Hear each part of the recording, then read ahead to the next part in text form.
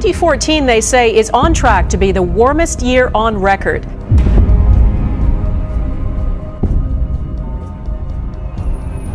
Begin with that deadly storm being called historic tonight, a state of emergency and now at least 7 dead.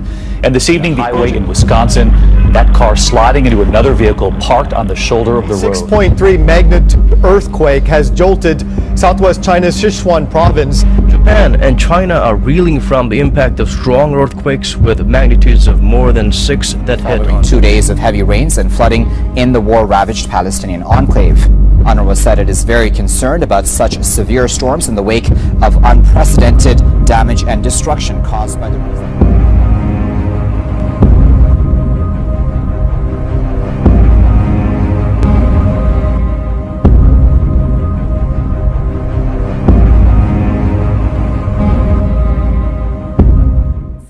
ISIS has built a military strategy that relies on a detailed cataloging of terror to instill fear.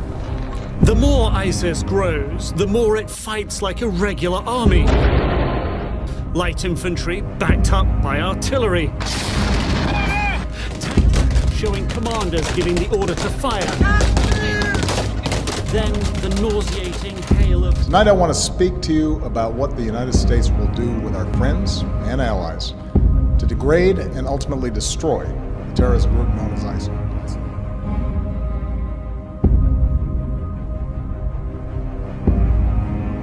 The United States debate the best way to prevent a major outbreak of Ebola on U.S. soil. In West Africa, officials are struggling to contain outbreaks that have turned into major epidemics. About 5,000 people already have died. More than 13,000 are believed to be infected, and many...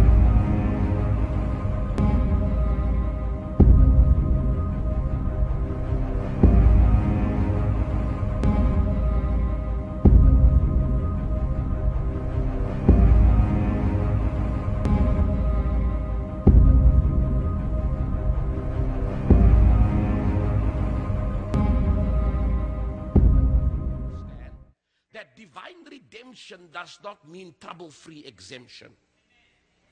There are significant lessons in life that we can learn from two blind men.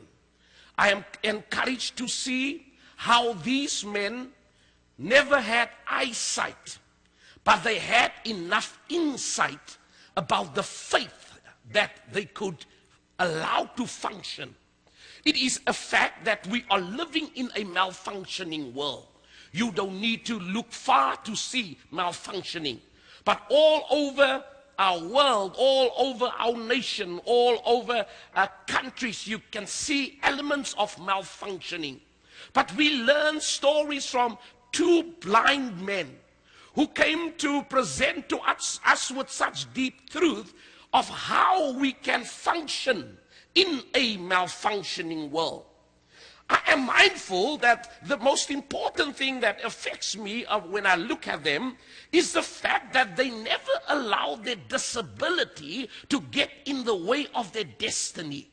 Just because they had an issue, they never allow that issue to make them so dysfunctional that they lose hope, that they lose sight, that they lose purpose, that they lose energy, that they lose encouragement as a result of the issue. But they said to themselves that we will not allow our shortcomings and our issues to affect our destiny. They believe I might be blind, but we still have a destiny. We might be blind, but we still have a purpose. And I don't know who I'm speaking to today, but there are some people here today who are dealing with some issues that are trying to cause you to be paralyzed. God says to you, don't get caught up with your issue. Allow the Spirit of God to make you see the power and the light in the midst of your issue. You still have a destiny. You still have a purpose. You still have my God, a destiny in the midst of your disability. My God, these men understood that functioning faith can function in the malfunctioning world.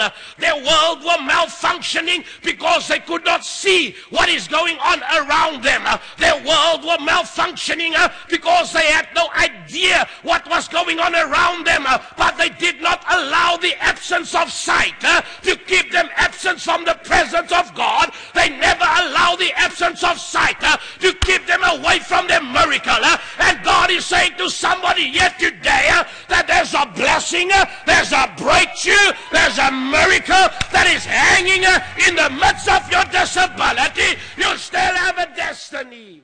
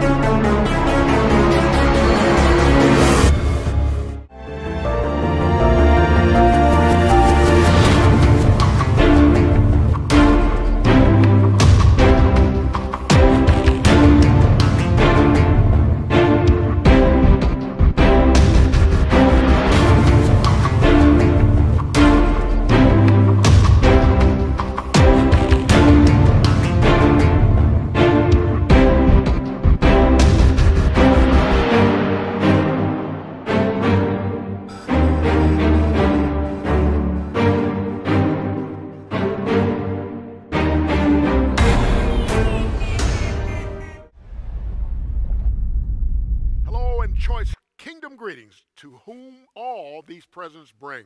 Hi, I'm Dr. Joseph Ripley, pastor of the Body of Christ Church International USA in Atlanta, Georgia. And I'm delighted to say a good word about a wonderful new publication by my friend Apostle Oscar J. Hoffmeester. He is the pastor of Victory Kingdom Church International in Cape Town, South Africa.